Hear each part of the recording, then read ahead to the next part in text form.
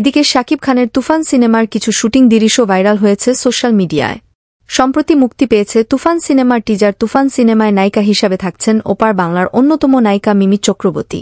তুফান সিনেমার শুটিং সেটে দেখা যায় মিমি চক্রবর্তী বালুচরে বড় একটি পাহাড়ের পাশ দিয়ে হেঁটে বেড়াচ্ছে। তার সামনে বাংলাদেশের বিগ রেঞ্জের ক্যামেরাম্যান তার ক্যামেরা নিয়ে শুটিং করছে। নেটিজেনরা ধারণা করছেন বাংলাদেশ নয় ওপার বাংলা সহ কাঁপাবে কোরবানির ঈদে তুফান সিনেমা। পরিচালক রায়হান রাফি এই তুফান সিনেমায় অনেক টুইস্ট রেখেছেন।